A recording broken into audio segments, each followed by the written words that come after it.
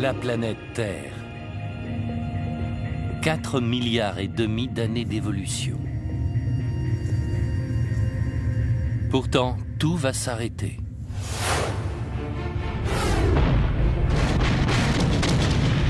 Des forces titanesques déjà à l'œuvre vont ravager le monde que nous connaissons.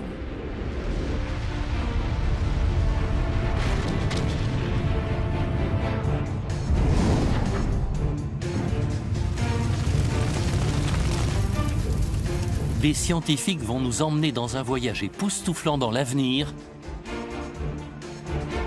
où des apocalypses vont anéantir toute forme de vie et détruire notre planète.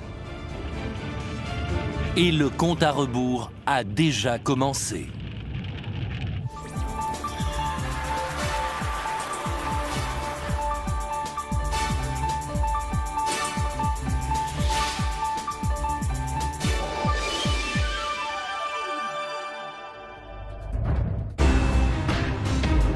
Dans 7,5 milliards d'années, la Terre sera consumée par le feu et vaporisée.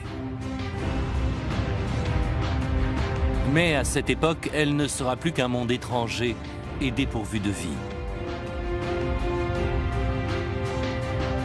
Bien avant cette fin inéluctable, elle pourrait de toute façon être frappée par pas moins de 7 catastrophes. Une à une, elles auront transformé les jungles en déserts, remodeler les continents et vaporiser les océans. D'autres désastres auront détruit l'atmosphère, annihilé la faune et la flore. Et encore ne s'agit-il que des catastrophes que nous sommes capables de prévoir. Qu'adviendra-t-il de l'humanité? Elle pourrait être la première à disparaître. Voici donc l'histoire de la mort de la Terre. La première menace vient de l'espace. Peut-être en ce moment même, un amas de roches et de métal d'une dizaine de kilomètres de diamètre, se déplaçant à quelques 27 km par seconde, se dirige sur nous. Il peut frapper dans une semaine, un mois ou un an. Mais quand il arrivera, nous ne pourrons pas faire grand-chose. On ne saura qu'au tout dernier moment qu'un astéroïde s'apprêtera à s'abattre sur nous. Pourtant, notre planète a toujours été dans la ligne de mire. Ça peut arriver demain ou dans 100 millions d'années. La question n'est pas de savoir si ça va arriver, mais quand. À quelques 480 millions de kilomètres du Soleil, au-delà de Mars, se trouve la ceinture d'astéroïdes. Composée de débris d'une planète qui ne s'est jamais formée, elle contient environ 750 000 amas rocheux de plus de 800 mètres de diamètre, qui constituent une source de munitions planétaires quasi inépuisables qui sont expulsées à travers l'espace. Astronome à la NASA et spécialiste des astéroïdes, Donald Brownlee nous explique que les dégâts qu'ils occasionnent ne passent pas inaperçus. Observez la Lune et vous verrez qu'elle est criblée de cratères énormes. Ces impacts sont visibles sur toutes les planètes et ils se sont produits au fil de plusieurs milliards d'années. Donc ça va arriver. Cela a même déjà eu lieu. Il y a 65 millions d'années, un astéroïde d'une dizaine de kilomètres de diamètre s'est abattu sur Terre. Cet impact a projeté des millions de tonnes de roches à plusieurs centaines de mètres dans les airs et transformé le sable en verre en une fraction de seconde. Il a provoqué la disparition des dinosaures, une espèce qui existait depuis 160 millions d'années.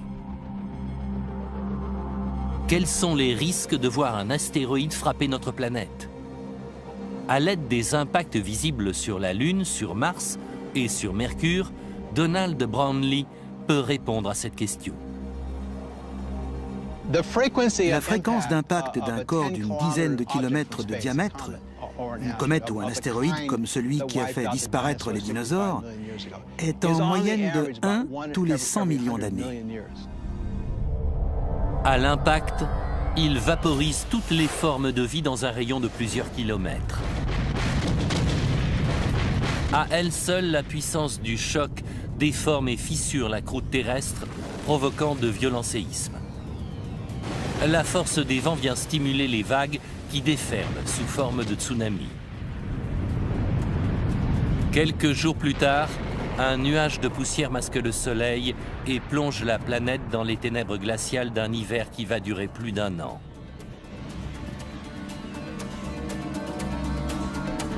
Mais dans ces poussières se cache quelque chose de bien plus terrible. Une overdose soudaine d'oxyde nitrique détruit 85% de la couche d'ozone, si bien que quand les poussières retombent, le manque d'ozone permet aux rayons ultraviolets mortels d'atteindre la surface de la Terre. Il tue des milliards de gens, d'animaux et de plantes, victimes de radiations massives. Dès la fin de cette première année, au moins 70% de toutes les formes de vie sont détruites. Celles qui vivent sous terre ou qui hibernent ont le plus de chances de survivre. C'est ainsi que les dinosaures ont disparu et il pourrait bien nous arriver la même chose. Que cet impact ait lieu la semaine prochaine ou dans 1 million d'années, l'humanité aura malgré tout un avantage par rapport aux dinosaures. Un avantage qui pourrait lui éviter de subir le même sort.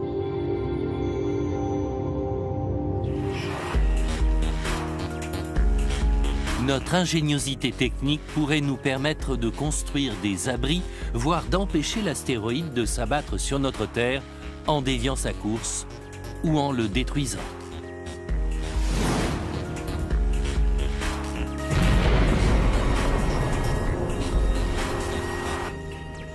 Nous sommes capables de détecter l'arrivée de ces corps, de prévoir quand ils vont toucher la Terre et éventuellement de les dévier. Même si nous sommes en mesure de nous protéger d'un astéroïde de la taille de celui qui a tué les dinosaures, nous savons qu'il en existe d'autres, beaucoup plus gros, plus loin dans le système solaire. Et les technologies de demain ne suffiront peut-être pas à nous préserver d'une collision avec l'un d'entre eux. Comme on ignore où cet astéroïde s'abattra, il est difficile de se préparer. Et s'inquiéter ne sert à rien.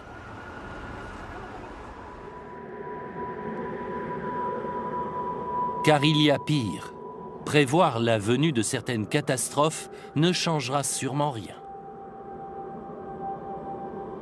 Ainsi, des inland seas de plusieurs kilomètres d'épaisseur qui descendraient des pôles seraient impossibles à arrêter. Et justement, une nouvelle ère glaciaire s'annonce. Comment le sait-on ? Parce que d'autres ont déjà eu lieu. Un indice a été retrouvé dans un affleurement de bitume à Los Angeles. Découvrir un mammouth laineux, amateur de froid à cet endroit, en a surpris plus d'un. Que faisait-il dans la chaleur californienne ? Mystère. Cette région avait-elle été jadis recouverte de glace ? Et cela pourrait-il se produire à nouveau ? Pour le savoir, les scientifiques ont besoin d'archives climatiques remontant à plusieurs dizaines de milliers d'années. On les trouve dans les couches de sédiments du fond de l'océan. Un géologue marin, le professeur Peter de Menocal, cherche les traces du passé glaciaire de la Terre.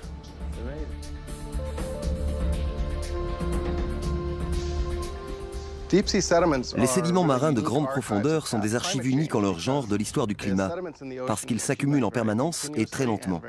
Et ils constituent donc un livre des changements climatiques passés. Ces petits morceaux de cailloux détiennent la clé du passé et de l'avenir glaciaire d'une région. Déposés il y a 10 000 ans, ils sont arrivés là d'une façon étonnante. Les icebergs les ont apportés. En se déplaçant, les icebergs ont fondu et ils les ont relâchés. Et c'est pour ça qu'on retrouve ces gros galets au milieu de l'océan.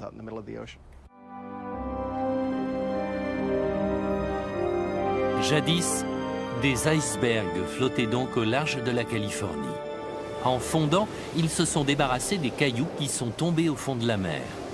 Il y a 10 000 ans, la majeure partie de l'Amérique du Nord connaissait une ère glaciaire. Mais qu'est-ce qui provoque un tel refroidissement ? La réponse ne se trouve pas sous les pieds des géologues, mais au-dessus de leur tête, dans l'espace.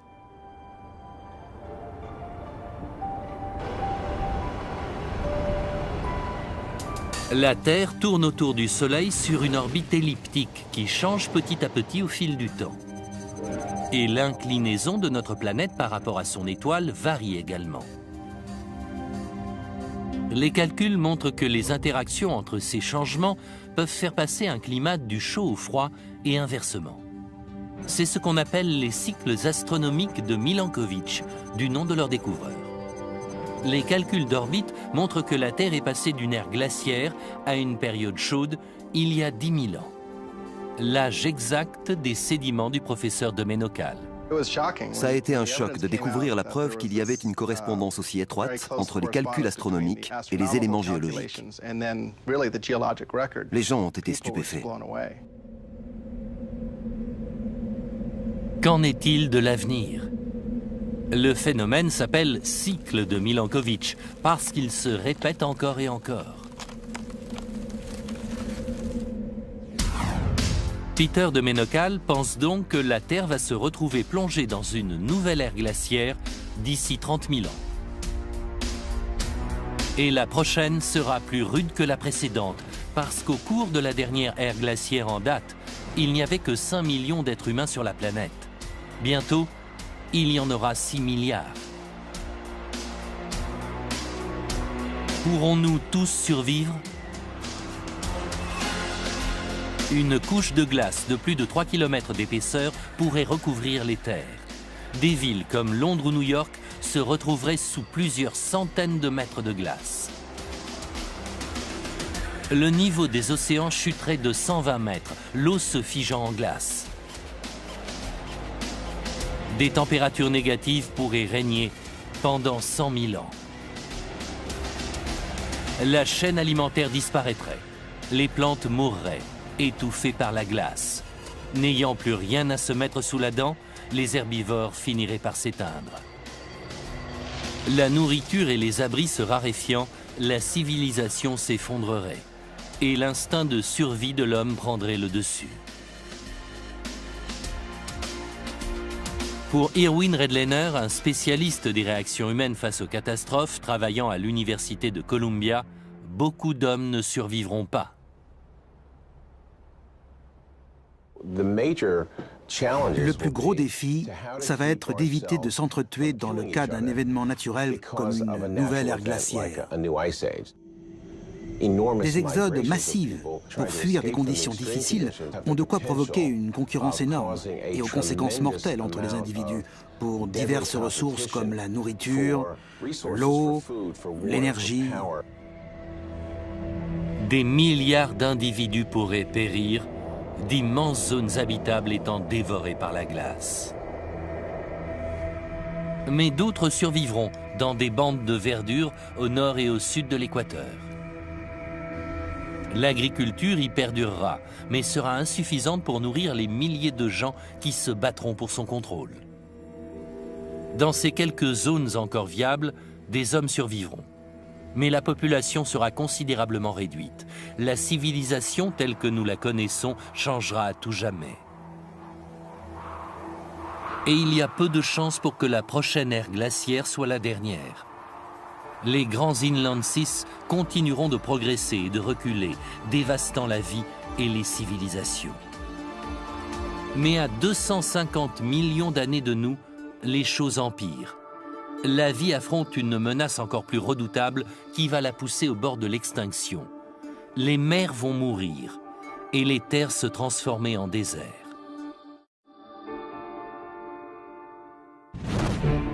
Nous y sommes. Après avoir survécu à une ou plusieurs ères glaciaires et à l'impact d'un astéroïde, le pire reste encore à venir.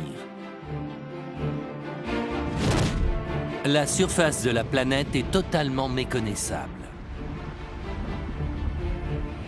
La vie elle-même est menacée. Cette vision terrifiante de l'avenir, on la doit aux forces qui façonnent la Terre à l'heure actuelle. En apparence, les choses sont très stables. Les chaînes montagneuses sont statiques. Elles ne semblent pas s'élever.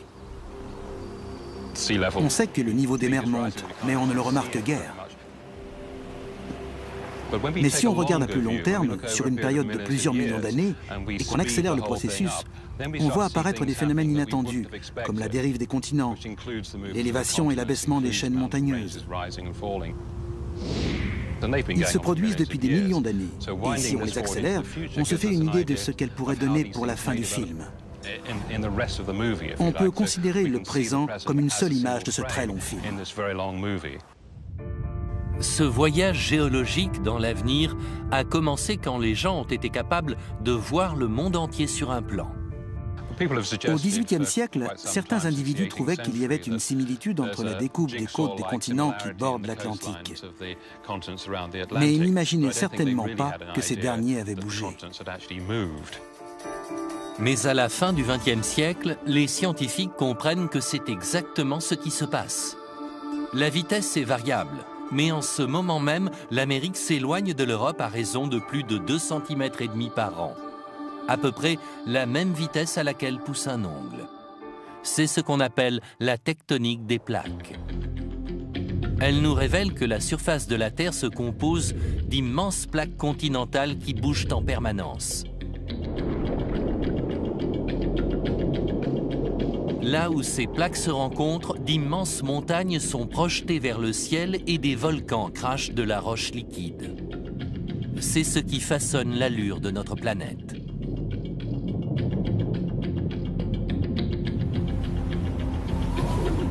Fort de ce nouveau renseignement, on a ouvert les archives géologiques comme un livre. Ainsi, on a découvert qu'il y a 250 millions d'années, les continents étaient tous accolés et n'en formaient qu'un, la Pangée. Un monde chaud et violent, sur lequel régnaient les dinosaures. Les mouvements à venir des plaques transformeront-ils la Terre pour qu'il n'y ait à nouveau qu'un bloc continental ? Aujourd'hui, on sait nettement plus précisément qu'avant comment ces plaques bougent. Donc, il est tentant d'essayer de savoir ce que ça va donner en projetant ces mouvements à quelques millions d'années dans l'avenir. En vertu du modèle de Roy Livermore, un nouveau supercontinent verra le jour dans 250 millions d'années. L'Afrique percutera le Moyen-Orient, tandis que l'Antarctique et l'Australie fusionneront. Ce bloc continental gigantesque sera entouré par un océan géant. Dans une bonne partie des zones qui se retrouvent alors à plusieurs centaines, voire plusieurs milliers de kilomètres à l'intérieur des terres, les chutes de pluie cessent. Les plantes ne poussent plus. Au fur et à mesure que la Terre absorbe la chaleur, les températures montent et la désertification progresse. Si on pouvait surplomber ce supercontinent, on verrait quelque chose ressemblant à l'intérieur de l'Australie. Dans 250 millions d'années, ce nouveau monde sera donc essentiellement désertique et couvrira plus de la moitié des terres. Il sera si chaud et si sec que rares seront les animaux et les plantes à pouvoir y survivre. 80% des espèces actuelles pourraient disparaître. Celles qui survivront devront s'adapter à une vie où l'eau et la nourriture seront moindres et où les températures seront plus élevées. Nos lointains descendants essaieront peut-être de se réfugier dans les régions côtières, mais même là, il sera impossible d'échapper aux dangers de ce nouveau monde. Sur le pourtour, le volcanisme et les séismes seront certainement permanents. Les forces tectoniques continueront d'agiter le supercontinent. Elles le déformeront et le fissureront dans ses endroits les plus fragiles. Le résultat, des tremblements de terre d'une violence inouïe. La lave exploitera ces nouvelles fissures, se déversera et formera des chaînes volcaniques. La roche en fusion se répandra sur des milliers de kilomètres, incinérant toute forme de vie sur son passage. À terre, la vie devenue incroyablement difficile provoquera des extinctions massives. Pourtant, cela n'est encore rien comparé à ce qui attend les habitants du futur superocéan.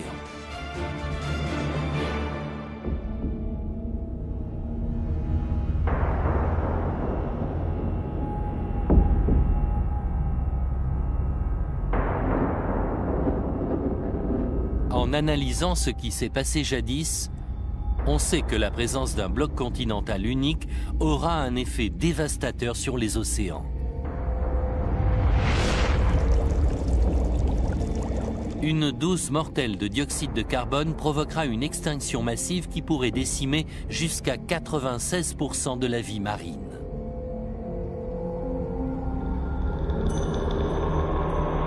D'où viendra ce gaz nocif ?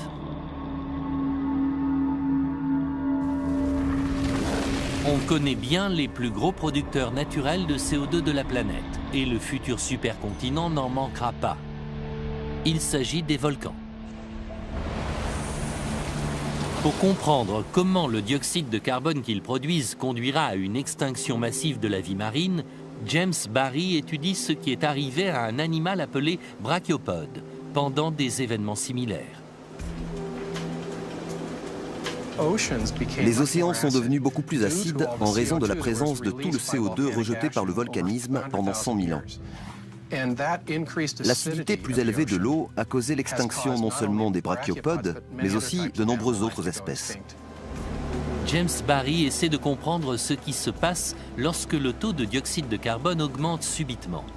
Les coquillages sont parmi les premiers à le ressentir. Ces brachiopodes sont une curiosité. Ils font partie des tout premiers animaux dignes de ce nom à avoir évolué sur notre planète. Il y a 400 millions d'années, ils comptaient parmi les formes de vie dominantes, mais ils sont passés de 30 000 espèces à environ 300. Ils sont l'exemple type du déroulement d'une extinction. Ces invertébrés ont survécu à tout ce que notre planète leur a infligé pendant des centaines de millions d'années. Pourtant, des éruptions volcaniques continentales ont fait disparaître 99% des espèces de brachiopodes. Les recherches de James Barry nous expliquent comment. Ces animaux sont particulièrement sensibles au taux de dioxyde de carbone et le CO2 rejeté à l'excès par les volcans se dissout dans les eaux, les rendant acides. Une fois dans l'océan, il réagit avec l'eau de mer pour former de l'acide carbonique, ce qui change l'équilibre chimique des océans. La mer devenant plus acide, les brachiopodes meurent. Dans 250 millions d'années, les coquilles dures de tous les invertébrés marins se dissoudront, victimes de l'acide. Leurs habitants s'éteignant, un maillon essentiel de la chaîne alimentaire disparaîtra. Leurs prédateurs mourront de faim et la pénurie de nourriture remontera jusqu'en haut de la pyramide alimentaire.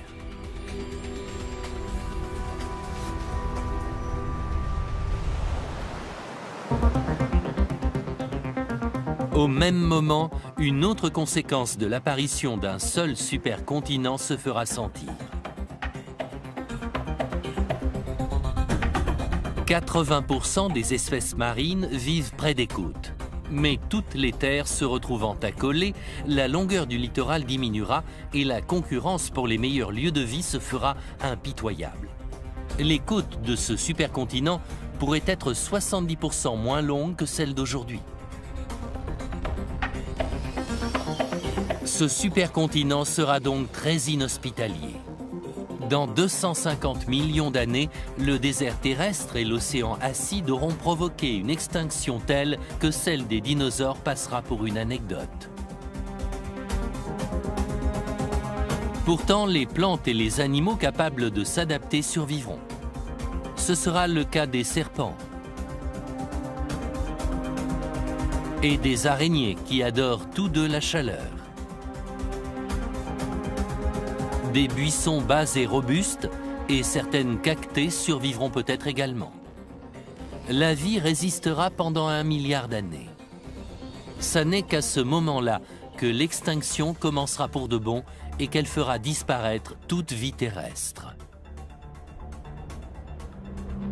Car dans 1 milliard d'années, le monde va se réchauffer. Comme toutes les étoiles, notre Soleil va mourir. Aujourd'hui, il est à la moitié de sa vie. Mais d'ici 1 milliard d'années, il sera à l'agonie. En brûlant ses dernières réserves de combustible, il subira des processus internes qui provoqueront son extension et rapprocheront sa surface de celle de la Terre. La température augmentera pour atteindre une trentaine de degrés et elle ne s'arrêtera pas là. Encore une dizaine de degrés et l'humanité atteindra sa limite physique de résistance. Le sang s'épaissira, provoquant coups de chaleur et insuffisances diverses. D'ici 1 milliard d'années, l'humanité aura disparu à jamais de la surface de la Terre. Mais d'autres formes de vie survivront. À l'Académie des sciences de Californie, le professeur Lynn Rothschild étudie des extinctions survenues par le passé pour déterminer quelles espèces pourront survivre dans un monde 2 fois plus chaud qu'aujourd'hui. Ce que je tiens est une ammonite, un invertébré extrêmement prospère. C'étaient des prédateurs hors pair qui ont disparu à la fin du Crétacé, pas par leur faute, parce que c'étaient des animaux merveilleux, mais ils ont disparu. Le soleil continuant à enfler et le monde à se réchauffer, on ne peut plus compter que sur la chance. Si vous êtes mieux équipé que d'autres pour ce nouveau monde, vous vous en sortirez. Sinon, seuls les plus aptes survivront. Mais les conditions empirant, la vie terrestre finira par s'évanouir complètement. Tout commencera par la flore. Le professeur Casting, spécialiste de l'atmosphère, est l'un des rares à avoir prévu ce qui risque d'arriver aux plantes dans 1 milliard d'années. Une chute importante de la quantité de CO2 sonnera leur glas. Le CO2 va se réduire de moitié. Et environ 95% des plantes terrestres vont disparaître. À l'heure actuelle, des processus géologiques absorbent le dioxyde de carbone et le stockent dans les sédiments enfouis en profondeur dans les océans. Mais comme tous les processus chimiques, celui-ci s'accélère au fur et à mesure que la température augmente. Stimulé par celle qui régnera sur Terre dans 1 milliard d'années, il supprimera le dioxyde de carbone de l'atmosphère. Privé de ce gaz, la flore étouffera et mourra. Les ultimes vestiges de verdure se dessécheront à jamais et les terres émergées ne seront plus qu'un immense désert. C'est très difficile d'imaginer un avenir sans plantes. Le plus facile pour y arriver, c'est d'aller dans le désert. C'est un environnement très beau, mais complètement stérile, qui n'a rien de familier. Sans la flore, la chaîne alimentaire s'effondre. Les herbivores disparaissent, suivis par leurs prédateurs, insectes, reptiles et mammifères. Pour ceux qui avaient survécu sur la terre ferme, la chance a fini par tourner. Il ne reste plus qu'un endroit de la planète où la vie existe encore, les océans. Mais dans 1 milliard d'années, le Soleil continuant de grossir et la température sur Terre continuant d'augmenter, les océans commencent à s'évaporer. Leur niveau se mettant à baisser, les eaux deviennent de plus en plus salées. Pour comprendre à quoi ressembleront ces océans, le professeur Rothschild se rend dans des marais salants non loin de San Francisco, où l'eau de mer s'évapore pour qu'on récupère son sel. Ce qui se passe ici, et ça arrivera sur Terre, c'est qu'au fur et à mesure que la concentration de sel augmente, beaucoup d'organismes comme les poissons, le varech, les algues ou les raies disparaissent. C'est la fin de la vie sous-marine telle que nous la connaissons. Baleines, dauphins, méduses, récifs coralliens, presque tous disparaissent, incapables de survivre dans cette eau de plus en plus salée. À un moment donné, il ne reste que des mouches brunes, quelques petits vers, des microbes qu'on trouve ici. Et quand la concentration de sel est au plus haut, c'est-à-dire 10 fois supérieure à la salinité de l'océan actuel, on ne trouve plus que des halophiles. Ce sont ces organismes minuscules qui s'épanouissent dans les environnements riches en sel qui donnent à l'eau cette teinte rougeâtre qui n'a rien d'accidentel. Pendant l'été, on bronze. Je suis allée à la piscine, donc je suis un peu plus bronzée qu'en hiver. Eh bien, ces organismes doivent eux aussi se protéger des émissions d'ultraviolets venant du soleil. Au lieu de bronzer, ils produisent beaucoup de pigments rouges, des caroténoïdes. Ce sont les mêmes composés chimiques qu'on trouve chez les tomates et les carottes. Ce pigment rouge-orangé protège ces organismes de l'ardeur du soleil. Un soleil flamboyant remplissant le ciel, seuls ces survivants incroyables que sont les extrémophiles peuvent supporter la fournaise. Dans 1,2 milliard d'années, toutes les autres formes de vie auront disparu. La Terre devenant un endroit de plus en plus hostile, le monde ne sera de nouveau peuplé que de microbes, comme au premier temps de l'évolution de la vie sur Terre. Les extrémophiles s'accrochent encore à la vie dans ce qui reste des océans. Mais le coup de grâce est sur le point d'être porté.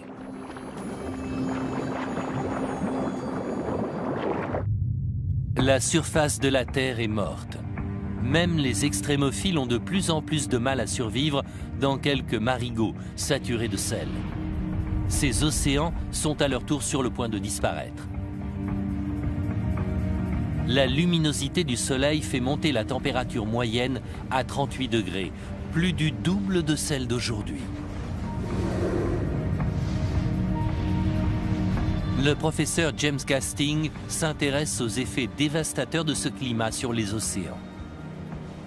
Nous pensons que la Terre va commencer à perdre ses océans quand le Soleil sera environ 10% plus brillant qu'aujourd'hui. Ces découvertes corroborent des preuves ramenées en 1972 par des astronautes du programme Apollo. L'hydrogène s'échappe de la Terre. L'eau est constituée d'un atome d'oxygène et de 2 atomes d'hydrogène. Les astronautes ont observé une fuite infinitésimale des océans dans l'espace. Aujourd'hui, cette quantité est négligeable, mais dans 1,2 milliard d'années, lorsque la température flirtera avec les 38 degrés, ce processus s'accélérera. Cette évaporation rapide sature l'atmosphère en eau. Tandis que cette dernière monte dans les couches supérieures de l'atmosphère, les rayons ultraviolets émis par le Soleil la décomposent en ses éléments essentiels, l'oxygène et l'hydrogène. Ce dernier gaz est si léger qu'il s'envole dans l'espace pour s'y perdre à jamais. La disparition progressive de l'océan crée un ciel à l'allure terrifiante qui finit par obscurcir le Soleil. De l'espace, la surface de la Terre donnera l'impression de disparaître. Si on pouvait observer la Terre depuis la Lune dans plus d'1 milliard d'années, quand elle commencerait à perdre son eau, on verrait une planète bien différente d'aujourd'hui. De plus en plus d'hydrogène s'échappant, l'oxygène épaissit. Le taux d'évaporation densifie toujours plus l'atmosphère et l'humidité est de 100%.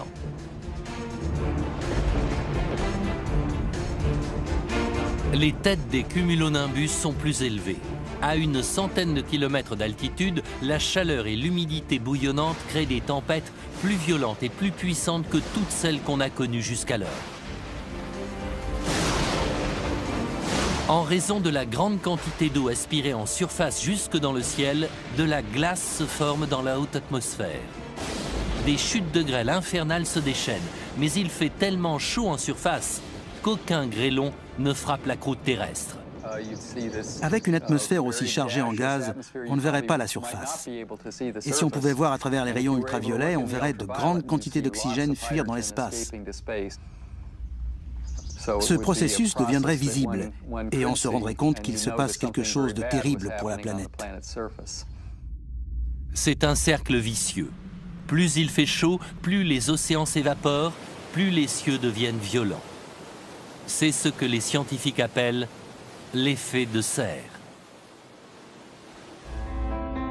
James Castings a établi que la disparition des océans pourrait prendre moins de 200 millions d'années. Sans eau, la vie n'existe pas. Pour savoir à quel moment elle va disparaître, il a cherché une planète pas très différente de la Terre qui a perdu ses océans de la même façon. Je me suis intéressé à l'avenir des océans de la Terre en travaillant sur Vénus. Sur le plan physique, Vénus est presque la jumelle de notre planète et il y a plusieurs milliards d'années, elle lui ressemblait peut-être encore plus. Étudier Vénus a permis à James Casting de déterminer quand la Terre va commencer à perdre ses océans, une nouvelle qui a fait l'effet d'une bombe. Jusqu'à ce qu'on se penche sur ce problème, beaucoup de scientifiques supposaient que la Terre conserverait ses océans pendant encore au moins 3 ou 4 milliards d'années. Mais on a démontré que les problèmes arriveront beaucoup plus tôt et qu'on pourrait perdre nos océans d'ici 1,2 milliard d'années. Une fois l'eau disparue, des croûtes de sel comme celle-ci seront tout ce qui restera des magnifiques océans terrestres. Est-ce la fin de la vie? Chose incroyable, une découverte récente vient de prouver que même sans eau, des formes de vie élémentaires arrivent à survivre. Reste à savoir pendant combien de temps. On savait que des organismes peuvent subsister dans des environnements très salés. On savait qu'ils peuvent survivre dans le sel solidifié. Mais on ignorait qu'une fois à l'intérieur, ils pouvaient se montrer encore actifs d'un point de vue métabolique.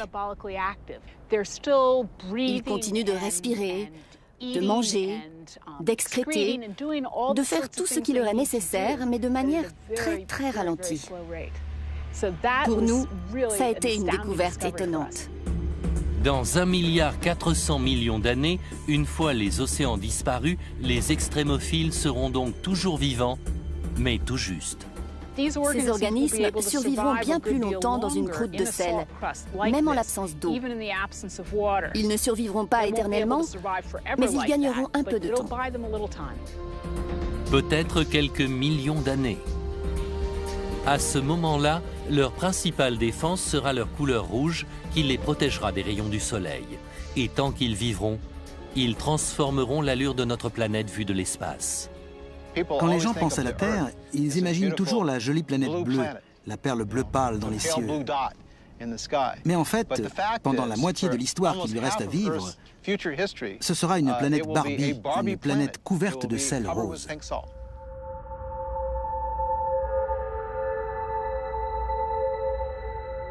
Voici donc à quoi elle ressemblera dans 1,4 milliard d'années. Les extrémophiles s'accrochent dans une lutte désespérée, mais la hausse des températures qui accompagne une brillance toujours plus forte du Soleil va finir par avoir raison d'eux. 1,6 milliard d'années. La température atteint les 108 degrés, dépassant largement celle de l'ébullition de l'eau. Et la vie perd finalement son combat. Les derniers extrémophiles s'éteignent. L'ère de la planète Barbie s'achève. Notre planète n'est plus qu'un monde d'un marron monotone. Et si d'ici là, nous ne nous sommes pas installés ailleurs, la vie disparaîtra totalement de notre univers. Pendant encore 6 milliards d'années, la planète morte continue de graviter autour de son étoile à l'agonie. Seul un astronome peut voir aussi loin dans l'avenir et lire les derniers instants de la Terre. Robert Smith, de l'Université du Sussex, a tiré au clair le sort de notre planète, mais ce voyage dans le temps lui a réservé des surprises. L'histoire commence alors que le Soleil mourant continue d'enfler. Le Soleil va grossir, ce qui va avoir des conséquences énormes pour la Terre. On prévoit qu'il va devenir au moins 200 fois plus imposant qu'aujourd'hui. Toutes les étoiles naissent et meurent. Les astronomes le savent parce qu'ils observent des étoiles à toutes les étapes de leur vie. Dans 7 milliards d'années, notre Soleil sera presque mort.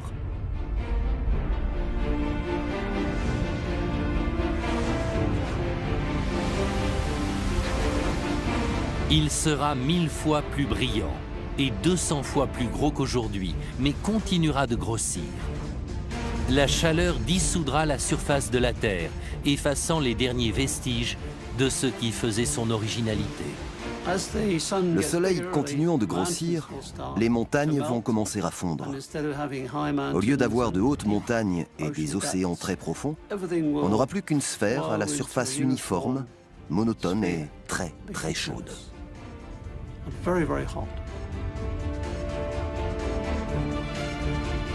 La surface fond par une température de 1370 degrés.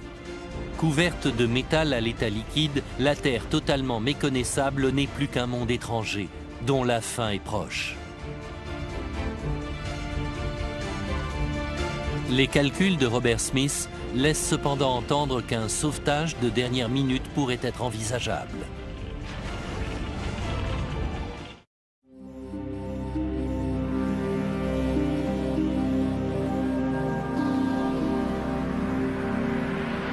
Depuis quelques 6 milliards d'années, toute vie a disparu de la surface de celle qu'on appelait jadis la planète bleue. Mais la Terre peut-elle s'en sortir?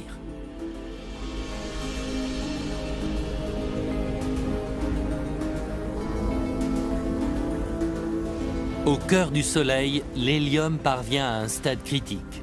Il est si dense et ses atomes sont si entassés que le noyau est dangereusement instable. Il revêt sa dernière apparence, celle d'une géante rouge 256 fois plus grosse que le Soleil actuel et qui remplit les cieux. Tout d'abord, on verrait la taille du Soleil augmenter. Il deviendrait de plus en plus rouge et de plus en plus lumineux. À l'heure actuelle, il fait à peu près la taille de la pleine lune, mais il va devenir de plus en plus gros. Quand il sera devenu une géante rouge, il remplira certainement la moitié du ciel. En consommant ses ultimes réserves de combustible, le Soleil enfle encore. Il mesure plus de 320 millions de kilomètres de diamètre et engloutit tout ce qui se trouve sur son chemin. Est-ce le sort qui attend la Terre? Quand Robert Smith fait ses calculs, les chiffres auxquels il aboutit laissent entendre que le Soleil grandissant perd de son attraction gravitationnelle sur la Terre. Notre planète se met alors à dériver dans l'espace, échappant ainsi à l'incinération. Robert Smith aurait-il sauvé la planète? C'était un sentiment agréable d'avoir sauvé la Terre. C'est exactement ce qu'ont dit certains journaux. C'est alors qu'un collègue de l'astronome anglais reprend les calculs concernant la géante rouge. Et ces chiffres dévoilent un épilogue bien différent. En reprenant les calculs, on a constaté qu'on avait oublié quelque chose. On avait omis d'intégrer un effet qu'il fallait prendre en compte, à savoir les marées. En effet, les scientifiques ont oublié d'inclure les marées que la Terre va créer à la surface du Soleil. La gravité terrestre va faire apparaître un bourrelet, tout comme aujourd'hui la Lune le fait sur Terre avec les océans. Ce bourrelet pourrait en retour attirer la Terre vers le Soleil. Robert Smith se remet donc au travail en tenant compte de ces données nouvelles. On ne savait pas à quoi s'attendre quand on a décidé d'ajouter cet effet supplémentaire. On espérait qu'en ajoutant les marées, la Terre s'en sortirait quand même. Mais les résultats sont bien différents et les nouvelles sont mauvaises. L'effet de marée enchaîne la Terre au Soleil. En reprenant le problème et en constatant que la Terre n'en réchapperait pas, on a décidé d'intituler notre article scientifique « Doomsday », jugement dernier. La surface de la Terre est à environ 1370 degrés, assez pour faire fondre le métal. La bordure extérieure du Soleil se déforme pour engloutir la Terre.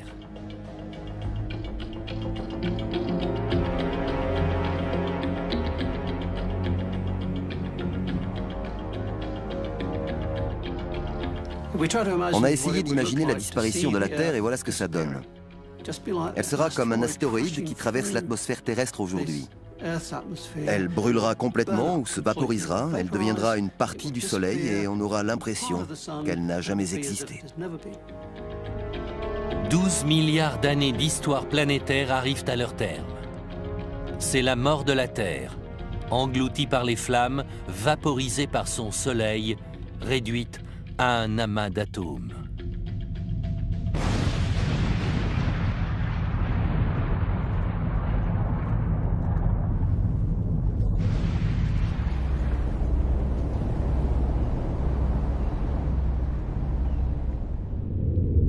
Tu retourneras à la poussière. Mais ce n'est pas un sort si tragique, parce que les atomes, les vôtres, ceux de votre chien, de votre voiture, partiront dans l'espace. Et que feront-ils? Ils formeront de nouvelles étoiles, de nouvelles planètes, et peut-être de nouveaux êtres. Cruel coup du sort que de voir les étoiles, source de vie, donner ainsi la mort. De profonds changements s'annoncent. En comprenant comment la Terre a fonctionné par le passé et comment elle fonctionne aujourd'hui, la science imagine ce que l'avenir nous réserve. La mort de la Terre est déjà déterminée. Elle est inscrite dans son passé géologique et dans les étoiles qui l'entourent.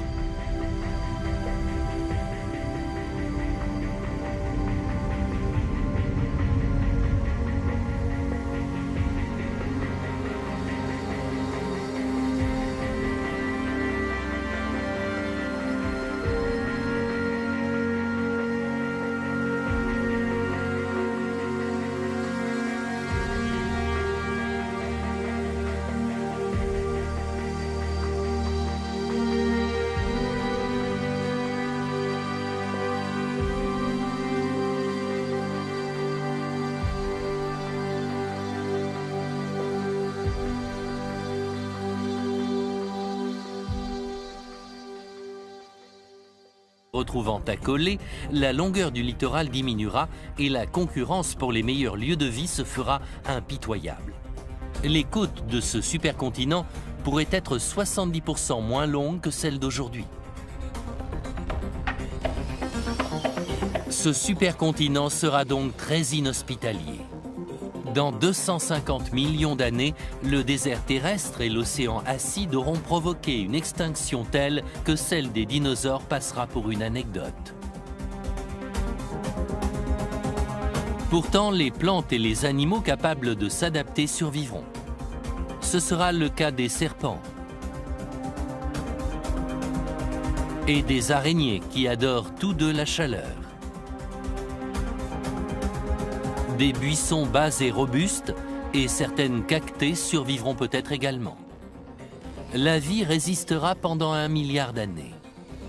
Ça n'est qu'à ce moment-là que l'extinction commencera pour de bon et qu'elle fera disparaître toute vie terrestre. Car dans 1 milliard d'années, le monde va se réchauffer. Comme toutes les étoiles, notre Soleil va mourir. Aujourd'hui, il est à la moitié de sa vie. Mais d'ici 1 milliard d'années, il sera à l'agonie. En brûlant ses dernières réserves de combustible, le Soleil continuant à enfler et le monde à se réchauffer, on ne peut plus compter que sur la chance. Si vous êtes mieux équipé que d'autres pour ce nouveau monde, vous vous en sortirez. Sinon, seuls les plus aptes survivront. Mais les conditions empirant, la vie terrestre finira par s'évanouir complètement. Tout commencera par la flore. Le professeur Casting, spécialiste de l'atmosphère, est l'un des rares à avoir prévu ce qui risque d'arriver aux plantes dans 1 milliard d'années.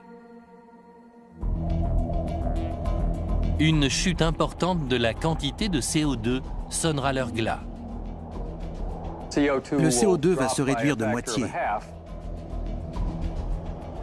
Et environ 95% des plantes terrestres vont disparaître. À l'heure actuelle, des processus géologiques absorbent le dioxyde de carbone et le stockent dans les sédiments enfouis en profondeur dans les océans. Mais comme tous les processus chimiques, celui-ci s'accélère au fur et à mesure que la température augmente.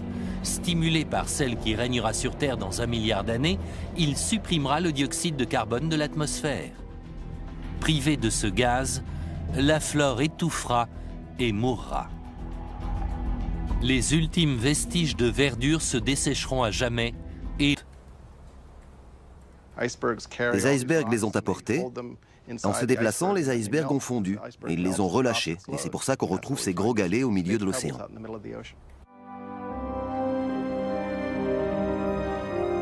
Jadis, des icebergs flottaient donc au large de la Californie. En fondant, ils se sont débarrassés des cailloux qui sont tombés au fond de la mer. Il y a 10 000 ans, la majeure partie de l'Amérique du Nord connaissait une ère glaciaire. Mais qu'est-ce qui provoque un tel refroidissement? La réponse ne se trouve pas sous les pieds des géologues, mais au-dessus de leur tête, dans l'espace.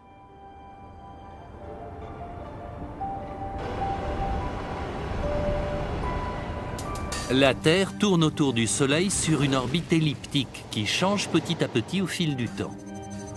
Et l'inclinaison de notre planète par rapport à son étoile varie également. Les calculs montrent que les interactions entre ces changements peuvent faire passer un climat du chaud au froid et inversement. C'est ce qu'on appelle les cycles astronomiques de Milankovitch, du nom de leur découvreur.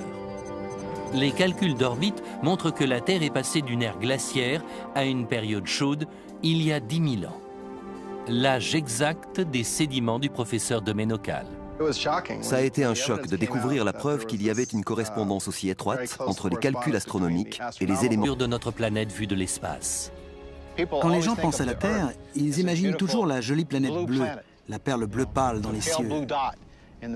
Mais en fait, pendant la moitié de l'histoire qui lui reste à vivre, ce sera une planète Barbie, une planète couverte de sel rose.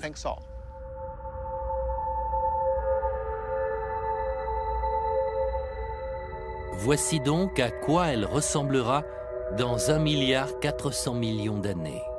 Les extrémophiles s'accrochent dans une lutte désespérée, mais la hausse des températures qui accompagne une brillance toujours plus forte du Soleil va finir par avoir raison d'eux. 1,6 milliard d'années. La température atteint les 108 degrés, dépassant largement celle de l'ébullition de l'eau. Et la vie perd finalement son combat. Les derniers extrémophiles s'éteignent. L'ère de la planète Barbie s'achève. Notre planète n'est plus qu'un monde d'un marron monotone.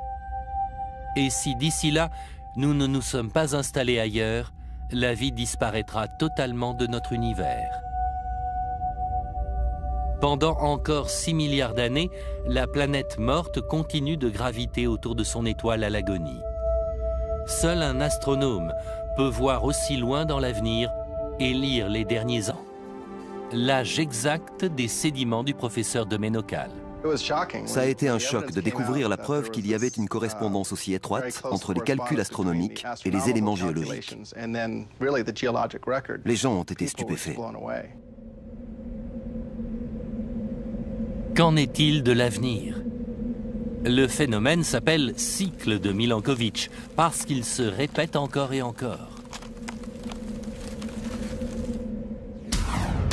Peter de Ménocal pense donc que la Terre va se retrouver plongée dans une nouvelle ère glaciaire d'ici 30 000 ans. Et la prochaine sera plus rude que la précédente parce qu'au cours de la dernière ère glaciaire en date, il n'y avait que 5 millions d'êtres humains sur la planète. Bientôt, il y en aura 6 milliards. Pourrons-nous tous survivre? Une couche de glace de plus de 3 km d'épaisseur pourrait recouvrir les terres. Des villes comme Londres ou New York se retrouveraient sous plusieurs centaines de mètres de glace. Le niveau des océans chuterait de 120 mètres, l'eau se figeant en glace. Des températures négatives pourraient régner pendant 100 000 ans. La chaîne alimentaire disparaîtrait, les plantes mourraient, éducteur naturel de CO2 de la planète, et le futur supercontinent n'en manquera pas.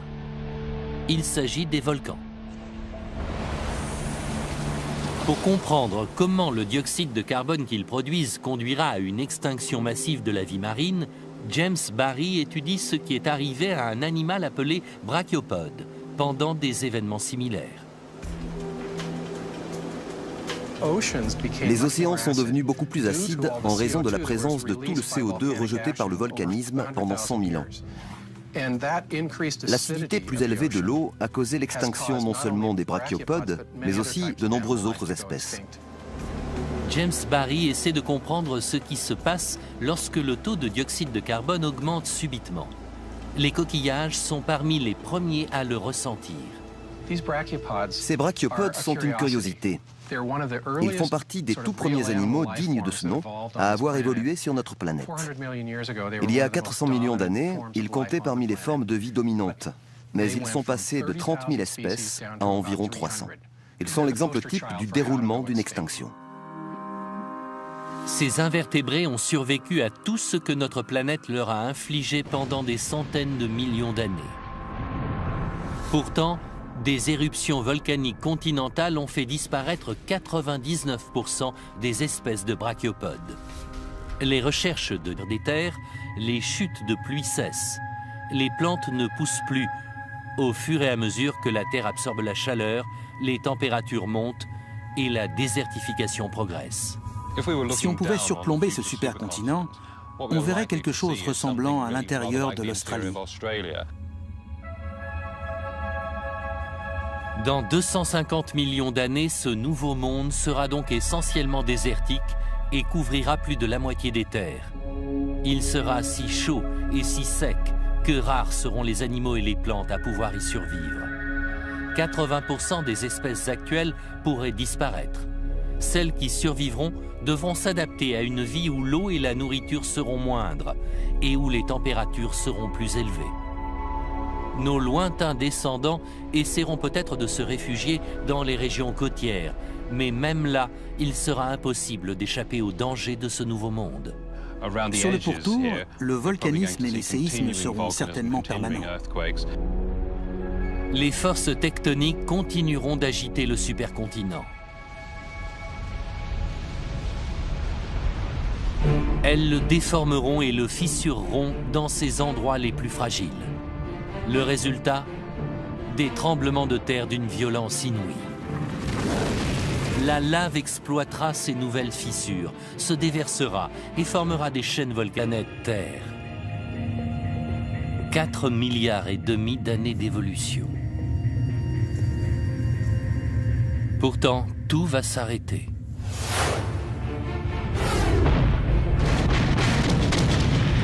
Des forces titanesques déjà à l'œuvre vont ravager le monde que nous connaissons.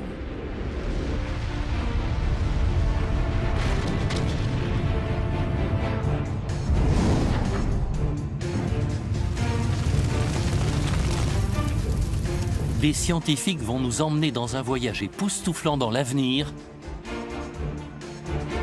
où des apocalypses vont anéantir toute forme de vie et détruire notre planète. Et le compte à rebours a déjà commencé.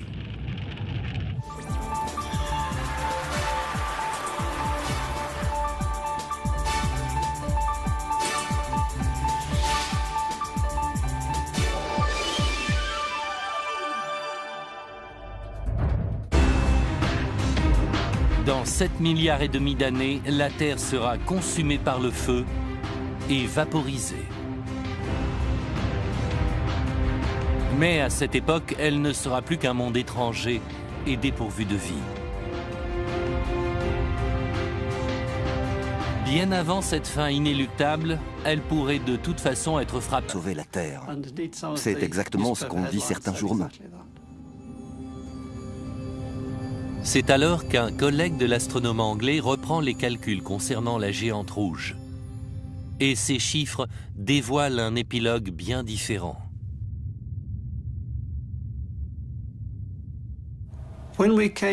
En reprenant les calculs, on a constaté qu'on avait oublié quelque chose. On avait omis d'intégrer un effet qu'il fallait prendre en compte, à savoir les marées. En effet, les scientifiques ont oublié d'inclure les marées que la Terre va créer à la surface du Soleil. la gravité terrestre va faire apparaître un bourrelet, tout comme aujourd'hui la Lune le fait sur Terre avec les océans. Ce bourrelet pourrait en retour attirer la Terre vers le Soleil. Robert Smith se remet donc au travail en tenant compte de ces données nouvelles. On ne savait pas à quoi s'attendre quand on a décidé d'ajouter cet effet supplémentaire. On espérait qu'en ajoutant les marées, la Terre s'en sortirait quand même. Mais les résultats sont bien différents et les nouvelles sont mauvaises. L'effet de marée enchaîne la Terre au Soleil. En reprenant des terres, les chutes de pluie cessent. Les plantes ne poussent plus. Au fur et à mesure que la Terre absorbe la chaleur, les températures montent et la désertification progresse. Si on pouvait surplomber ce supercontinent, on verrait quelque chose ressemblant à l'intérieur de l'Australie.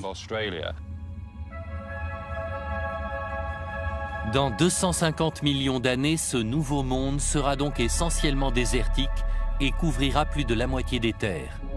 Il sera si chaud et si sec que rares seront les animaux et les plantes à pouvoir y survivre. 80% des espèces actuelles pourraient disparaître. Celles qui survivront devront s'adapter à une vie où l'eau et la nourriture seront moindres et où les températures seront plus élevées. Nos lointains descendants essaieront peut-être de se réfugier dans les régions côtières, mais même là, il sera impossible d'échapper aux dangers de ce nouveau monde. Sur le pourtour, le volcanisme et les séismes seront certainement permanents. Les forces tectoniques continueront d'agiter le supercontinent. Elles le déformeront et le fissureront dans ses endroits les plus fragiles. Le résultat, des tremblements de terre d'une violence inouïe. La lave exploitera ces nouvelles fissures, se déversera et formera des chaînes volcaniques. L'impact d'un corps d'une dizaine de kilomètres de diamètre, une comète ou un astéroïde comme celui qui a fait disparaître les dinosaures, est en moyenne de 1 tous les 100 millions d'années. À l'impact, il vaporise toutes les formes de vie dans un rayon de plusieurs kilomètres. À elle seule, la puissance du choc déforme et fissure la croûte terrestre, provoquant de violents séismes. La force des vents vient stimuler les vagues qui déferlent sous forme de tsunami. Quelques jours plus tard, un nuage de poussière masque le soleil et plonge la planète dans les ténèbres glaciales d'un hiver qui va durer plus d'1 an.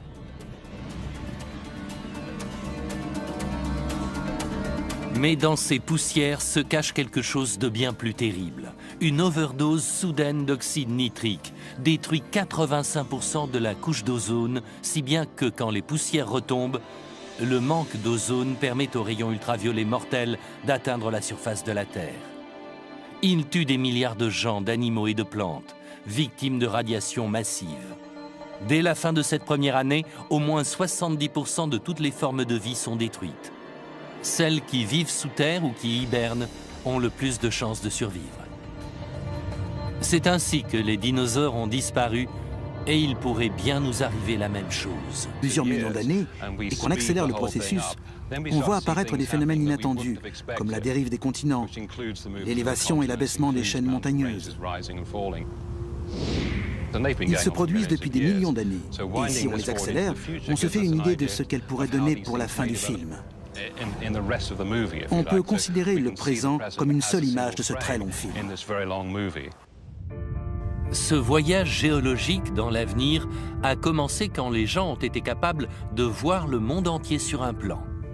Au XVIIIe siècle, certains individus trouvaient qu'il y avait une similitude entre la découpe des côtes des continents qui bordent l'Atlantique. Mais ils n'imaginaient certainement pas que ces derniers avaient bougé. Mais à la fin du XXe siècle, les scientifiques comprennent que c'est exactement ce qui se passe. La vitesse est variable, mais en ce moment même, l'Amérique s'éloigne de l'Europe à raison de plus de 2,5 cm par an. À peu près la même vitesse à laquelle pousse un ongle. C'est ce qu'on appelle la tectonique des plaques. Elle nous révèle que la surface de la Terre se compose d'immenses plaques continentales qui bougent en permanence. Là où ces plaques se rencontrent, d'immenses montagnes sont projetées vers le ciel et des volcans crachent de la roche liquide. C'est ce qui façonne l'allure de notre... Pas à quoi s'attendre quand on a décidé d'ajouter cet effet supplémentaire. On espérait qu'en ajoutant les marées, la Terre s'en sortirait quand même. Mais les résultats sont bien différents et les nouvelles sont mauvaises. L'effet de marée enchaîne la Terre au Soleil. En reprenant le problème et en constatant que la Terre n'en réchapperait pas, on a décidé d'intituler notre article scientifique « Doomsday », jugement dernier. La surface de la Terre est à environ 1370 degrés, assez pour faire fondre le métal. La bordure extérieure du Soleil se déforme pour engloutir la Terre.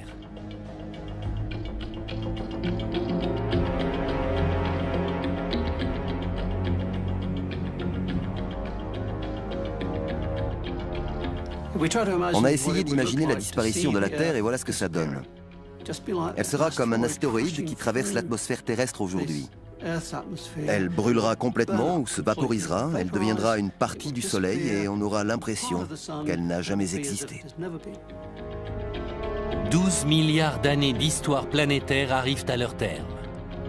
C'est la mort de la Terre, engloutie par les flammes, vaporisée par son Soleil, réduite à un amas d'atomes.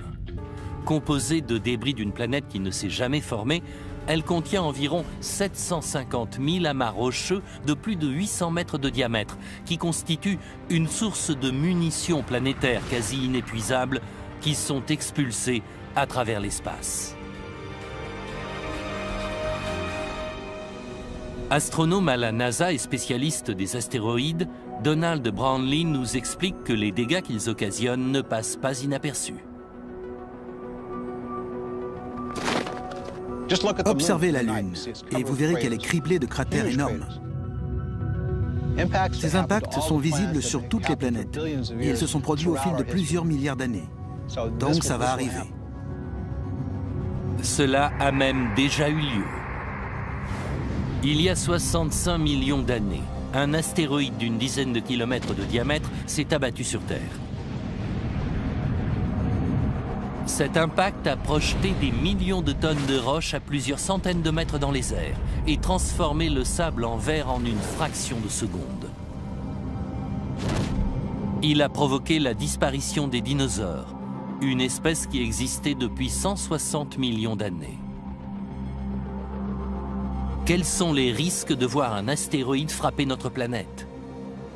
À l'aide des impacts visibles sur la Lune, sur Mars et sur Mercure, Donald, leur principale défense sera leur couleur rouge qui les protégera des rayons du Soleil. Et tant qu'ils vivront, ils transformeront l'allure de notre planète vue de l'espace. Quand les gens pensent à la Terre, ils imaginent toujours la jolie planète bleue, la perle bleue pâle dans les cieux. Mais en fait, pendant la moitié de l'histoire qui lui reste à vivre, ce sera une planète Barbie, une planète couverte de sel rose.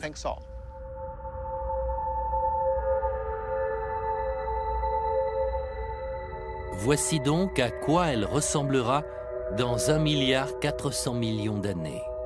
Les extrémophiles s'accrochent dans une lutte désespérée, mais la hausse des températures qui accompagne une brillance toujours plus forte du Soleil va finir par avoir raison d'eux. 1,6 milliard d'années. La température atteint les 108 degrés, dépassant largement celle de l'ébullition de l'eau, et la vie perd finalement son combat. Les derniers extrémophiles s'éteignent. L'ère de la planète Barbie s'achève. Notre planète n'est plus qu'un monde d'un marron monotone. Et si d'ici là, nous ne nous sommes pas installés ailleurs, la vie disparaîtra totalement de notre univers. Pendant encore 6 milliards d'années, la planète morte continue de gravir. On a essayé d'imaginer la disparition de la Terre et voilà ce que ça donne. Elle sera comme un astéroïde qui traverse l'atmosphère terrestre aujourd'hui. Elle brûlera complètement ou se vaporisera, elle deviendra une partie du Soleil et on aura l'impression qu'elle n'a jamais existé. 12 milliards d'années d'histoire planétaire arrivent à leur terme. C'est la mort de la Terre, engloutie par les flammes, vaporisée par son Soleil, réduite à un amas d'atomes.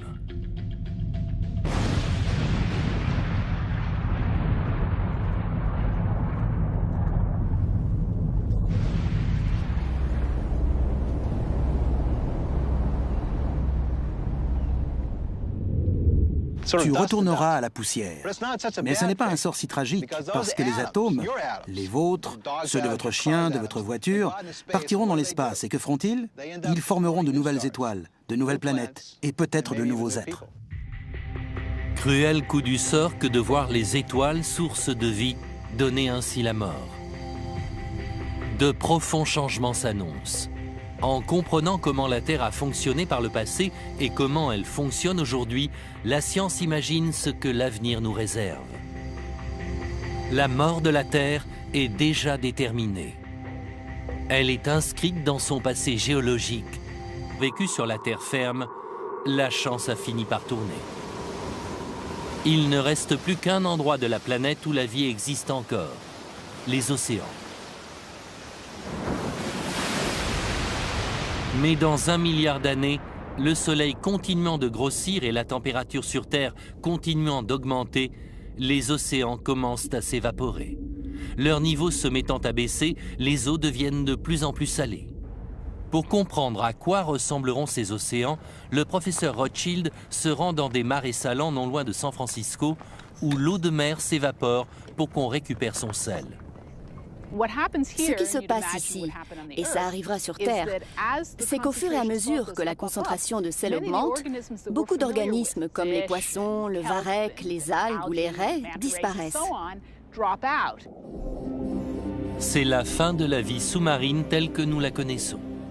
Baleines, dauphins, méduses, récifs coralliens, presque tous disparaissent, incapables de survivre dans cette eau de plus en plus salée. À un moment donné, il ne reste que des mouches brunes, quelques petits vers, des microbes qu'on trouve ici. Et quand la concentration de sel est au plus haut, c'est-à-dire 10 fois supérieure à la salinité de l'océan actuel, on ne trouve plus que des halophiles. Il ne reste que des mouches brunes, quelques petits vers, des microbes qu'on trouve ici. Et quand la concentration de sel est au plus haut, c'est-à-dire 10 fois supérieure à la salinité de l'océan actuel, on ne trouve plus que des halophiles. Ce sont ces organismes minuscules qui s'épanouissent dans les environnements riches en sel qui donnent à l'eau cette teinte rougeâtre qui n'a rien d'accidentel. Pendant l'été, on bronze. Je suis allée à la piscine, donc je suis un peu plus bronzée qu'en hiver. Eh bien, ces organismes doivent eux aussi se protéger des émissions d'ultraviolets venant du soleil. Au lieu de bronzer, ils produisent beaucoup de pigments rouges, des caroténoïdes. Ce sont les mêmes composés chimiques qu'on trouve chez les tomates et les carottes. Ce pigment rouge-orangé protège ces organismes de l'ardeur du soleil. Un soleil flamboyant remplissant le ciel, seuls ces survivants incroyables que sont les extrémophiles peuvent supporter la fournaise. Dans 1,2 milliard d'années, toutes les autres formes de vie auront disparu. La Terre devenant un endroit de plus en plus hostile, le monde ne sera de nouveau peuplé que de microbes, comme au premier temps de l'évolution de la vie sur Terre. Les extrémophiles s'accrochent encore à la vie dans ce qu'il sera à l'agonie. En brûlant ses dernières réserves de combustible, le soleil continuant à enfler et le monde à se réchauffer, on ne peut plus compter que sur la chance. Si vous êtes mieux équipé que d'autres pour ce nouveau monde, vous vous en sortirez. Sinon, seuls les plus aptes survivront. Mais les conditions empirant, la vie terrestre finira par s'évanouir complètement. Tout commencera par la flore. Le professeur Casting, spécialiste de l'atmosphère, est l'un des rares à avoir prévu ce qui risque d'arriver aux plantes dans 1 milliard d'années. Une chute importante de la quantité de CO2 sonnera leur glas. Le CO2 va se réduire de moitié. Et environ 95% des plantes terrestres vont disparaître. À l'heure actuelle, des processus géologiques absorbent le dioxyde de carbone et le stockent dans les sédiments enfouis en profondeur dans les océans. Mais comme tous les processus chimiques, celui-ci s'accélère au fur et à mesure que la température augmente. Stimulé par celle qui régnera sur Terre dans 1 milliard d'années, il supprimera le dioxyde de carbone de l'atmosphère. Privé de ce gaz, la flore étouffera et mourra. L'humanité atteindra sa limite physique de résistance. Le sang s'épaissira, provoquant coups de chaleur et insuffisances diverses. D'ici 1 milliard d'années, l'humanité aura disparu à jamais de la surface de la Terre. Mais d'autres formes de vie survivront. À l'Académie des sciences de Californie, le professeur Lynn Rothschild étudie des extinctions survenues par le passé pour déterminer quelles espèces pourront survivre dans un monde 2 fois plus chaud qu'aujourd'hui. Ce que je tiens est une ammonite, un invertébré extrêmement prospère. C'étaient des prédateurs hors pair qui ont disparu à la fin du Crétacé, pas par leur faute, parce que c'étaient des animaux merveilleux, mais ils ont disparu. Le soleil continuant à enfler et le monde à se réchauffer, on ne peut plus compter que sur la chance. Si vous êtes mieux équipé que d'autres pour ce nouveau monde, vous vous en sortirez. Sinon, seuls les plus aptes survivront. Mais les conditions empirant, la vie terrestre finira par s'évanouir complètement. Tout commencera par la flore. Le professeur Casting, spécialiste de l'atmosphère, est l'un des... La réponse ne se trouve pas sous les pieds des géologues, mais au-dessus de leur tête, dans l'espace.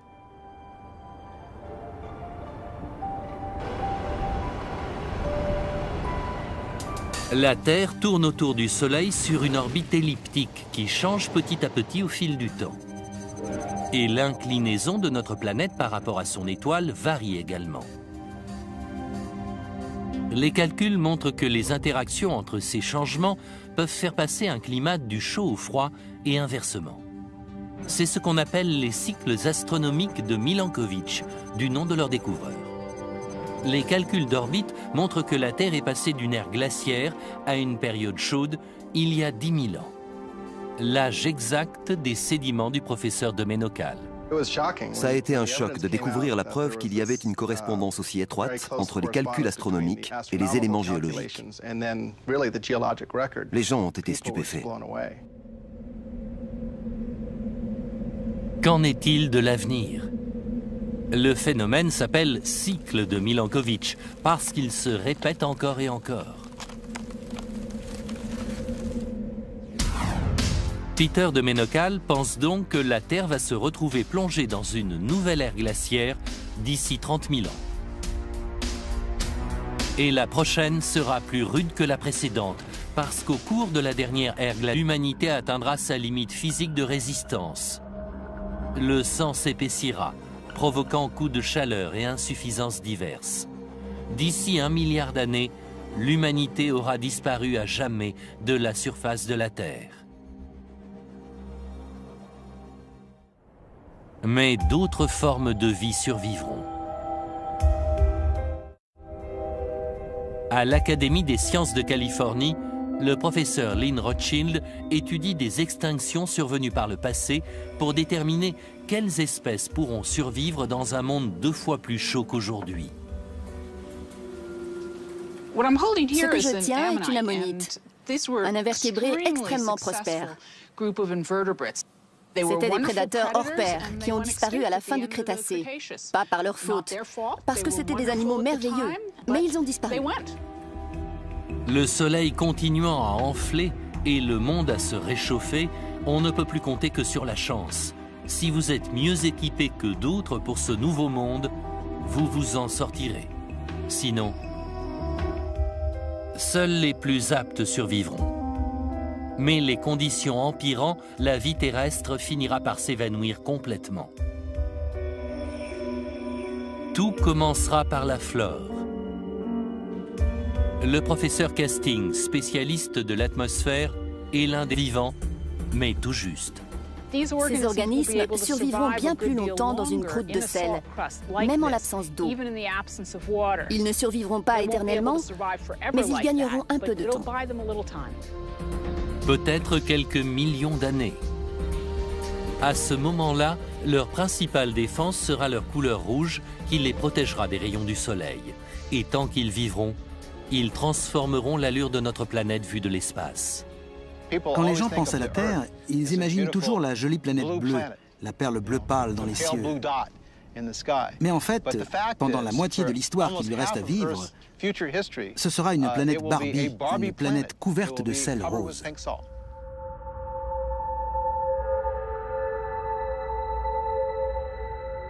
Voici donc à quoi elle ressemblera dans 1,4 milliard d'années. Les extrémophiles s'accrochent dans une lutte désespérée, mais la hausse des températures qui accompagne une brillance toujours plus forte du Soleil va finir par avoir raison d'eux. 1,6 milliard d'années. La température atteint les 108 degrés, dépassant largement celle de l'ébullition de l'eau, et la vie perd finalement son combat. Les derniers extrémophiles s'éteignent. L'ère de la planète Barbie s'achève. À elle seule, la puissance du choc déforme et fissure la croûte terrestre, provoquant de violents séismes. La force des vents vient stimuler les vagues qui déferlent sous forme de tsunami. Quelques jours plus tard, un nuage de poussière masque le soleil et plonge la planète dans les ténèbres glaciales d'un hiver qui va durer plus d'1 an.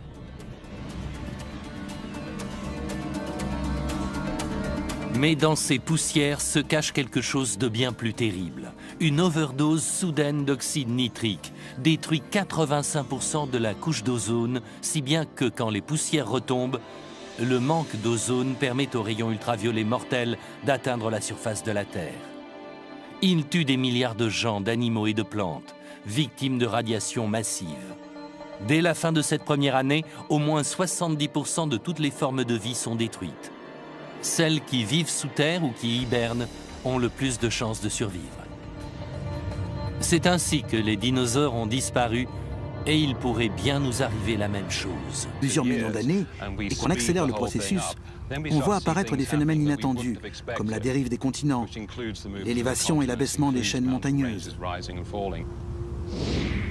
Ils se produisent depuis des millions d'années, et si on les accélère, on se fait une idée de ce qu'elles pourraient donner pour la fin du film.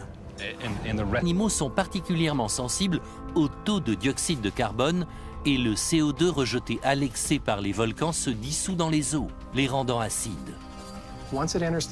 Une fois dans l'océan, il réagit avec l'eau de mer pour former de l'acide carbonique, ce qui change l'équilibre chimique des océans. La mer devenant plus acide, les brachiopodes meurent. Dans 250 millions d'années, les coquilles dures de tous les invertébrés marins se dissoudront, victimes de l'acide. Leurs habitants s'éteignant, un maillon essentiel de la chaîne alimentaire disparaîtra.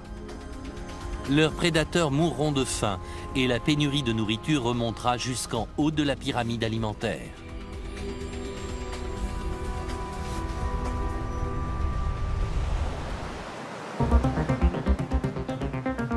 Au même moment, une autre conséquence de l'apparition d'un seul supercontinent se fera sentir. 80% des espèces marines vivent près des côtes. Mais toutes les terres se retrouvant accolées, la longueur du littoral diminuera et la concurrence pour les meilleurs lieux de vie se fera impitoyable. Les côtes de ce supercontinent pourraient être 70% moins longues que celles d'aujourd'hui. Ce supercontinent sera donc très nouveau qu'un bloc continental? Aujourd'hui, on sait nettement plus précisément qu'avant comment ces plaques bougent. Donc, il est tentant d'essayer de savoir ce que ça va donner en projetant ces mouvements à quelques millions d'années dans l'avenir. En vertu du modèle de Roy Livermore, un nouveau supercontinent verra le jour dans 250 millions d'années. L'Afrique percutera le Moyen-Orient, tandis que l'Antarctique et l'Australie fusionneront. Ce bloc continental gigantesque sera entouré par un océan géant. Dans une bonne partie des zones qui se retrouvent alors à plusieurs centaines, voire plusieurs milliers de kilomètres à l'intérieur des terres, les chutes de pluie cessent. Les plantes ne poussent plus. Au fur et à mesure que la Terre absorbe la chaleur, les températures montent et la désertification progresse. Si on pouvait surplomber ce supercontinent, on verrait quelque chose ressemblant à l'intérieur de l'Australie. Dans 250 millions d'années, ce nouveau monde sera donc essentiellement désertique et couvrira plus de la moitié des terres. Il sera si chaud et si sec que rares seront les animaux et les plantes à pouvoir y survivre. 80% des espèces actuelles pourraient disparaître. Celles qui survivront devront s'adapter à l'été de Columbia. Beaucoup d'hommes ne survivront pas. Le plus gros défi, ça va être d'éviter de s'entretuer dans le cas d'un événement naturel comme une nouvelle ère glaciaire. Des exodes massifs pour fuir des conditions difficiles ont de quoi provoquer une concurrence énorme et aux conséquences mortelles entre les individus pour diverses ressources comme la nourriture, l'eau, l'énergie. Des milliards d'individus pourraient périr, d'immenses zones habitables étant dévorées par la glace. Mais d'autres survivront dans des bandes de verdure au nord et au sud de l'équateur. L'agriculture y perdurera, mais sera insuffisante pour nourrir les milliers de gens qui se battront pour son contrôle. Dans ces quelques zones encore viables, des hommes survivront. Mais la population sera considérablement réduite. La civilisation telle que nous la connaissons changera à tout jamais. Et il y a peu de chances pour que la prochaine ère glaciaire soit la dernière. Les grands Inland Seas continueront de progresser et de reculer, dévastant la vie et les civilisations. Mais à 250 millions d'années de nous, les choses empirent. La vie affronte une menace encore plus redoutable, 110% moins longue que celle d'aujourd'hui. Ce supercontinent sera donc très inhospitalier. Dans 250 millions d'années, le désert terrestre et l'océan acide auront provoqué une extinction telle que celle des dinosaures passera pour une anecdote. Pourtant, les plantes et les animaux capables de s'adapter survivront. Ce sera le cas des serpents et des araignées qui adorent tous deux la chaleur. Des buissons bas et robustes et certaines cactées survivront peut-être également. La vie résistera pendant 1 milliard d'années. Ça n'est qu'à ce moment-là que l'extinction commencera pour de bon et qu'elle fera disparaître toute vie terrestre. Car dans 1 milliard d'années, le monde va se réchauffer. Comme toutes les étoiles, notre Soleil va mourir. Aujourd'hui, il est à la moitié de sa vie. Mais d'ici 1 milliard d'années, il sera à l'agonie. En brûlant ses dernières réserves de combustible, il subira des processus internes qui provoqueront son extension et rapprocheront sa surface de celle de la Terre. La température augmentera pour atteindre une trentaine de degrés, 99% des espèces de brachiopodes. Les recherches de James Barry nous expliquent comment. Ces animaux sont particulièrement sensibles au taux de dioxyde de carbone et le CO2 rejeté à l'excès par les volcans se dissout dans les eaux, les rendant acides. Une fois dans l'océan, il réagit avec l'eau de mer pour former de l'acide carbonique, ce qui change l'équilibre chimique des océans. La mer devenant plus acide, les brachiopodes meurent. Dans 250 millions d'années, les coquilles dures de tous les invertébrés marins se dissoudront, victimes de l'acide. Leurs habitants s'éteignant, un maillon essentiel de la chaîne alimentaire disparaîtra. Leurs prédateurs mourront de faim et la pénurie de nourriture remontera jusqu'en haut de la pyramide alimentaire.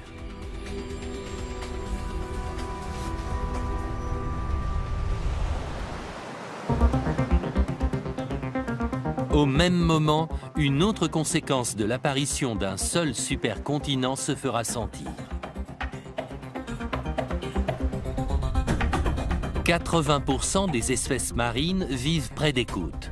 Mais toutes les terres se retrouvant accolées, la longueur du littoral diminuera et la concurrence pour les meilleurs lieux de vie se fera impitoyable. Les côtes de ce supercontinent pourraient être sur notre planète. Il y a 400 millions d'années, ils comptaient parmi les formes de vie dominantes, mais ils sont passés de 30 000 espèces à environ 300. Ils sont l'exemple type du déroulement d'une extinction. Ces invertébrés ont survécu à tout ce que notre planète leur a infligé pendant des centaines de millions d'années. Pourtant, des éruptions volcaniques continentales ont fait disparaître 99% des espèces de brachiopodes. Les recherches des terres, les chutes de pluie cessent. Les plantes ne poussent plus. Au fur et à mesure que la Terre absorbe la chaleur, les températures montent et la désertification progresse. Si on pouvait surplomber ce supercontinent, on verrait quelque chose ressemblant à l'intérieur de l'Australie. Dans 250 millions d'années, ce nouveau monde sera donc essentiellement désertique et couvrira plus de la moitié des terres. Il sera si chaud et si sec que rares seront les animaux et les plantes à pouvoir y survivre. 80% des espèces actuelles pourraient disparaître. Celles qui survivront devront s'adapter à une vie où l'eau et la nourriture seront moindres et où les températures seront plus élevées. Nos lointains descendants essaieront peut-être de se réfugier dans les régions côtières, mais même là, il sera impossible d'échapper aux dangers de ce nouveau monde. En reprenant le problème et en constatant que la Terre n'en réchapperait pas, on a décidé d'intituler notre article scientifique « Doomsday », jugement dernier. La surface de la Terre est à environ 1370 degrés, assez pour faire fondre le métal. La bordure extérieure du Soleil se déforme pour engloutir la Terre.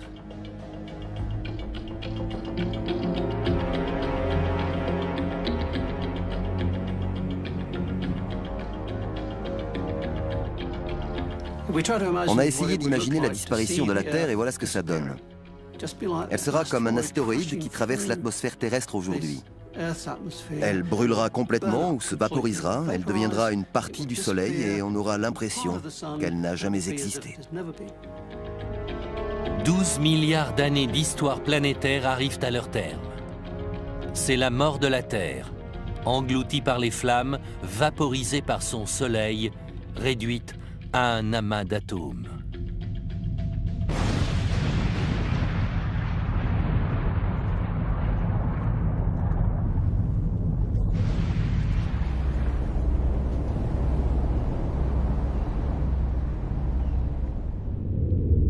Tu retourneras à la poussière. Mais ce n'est pas un sort si tragique, parce que les atomes, les vôtres, ceux de votre chien,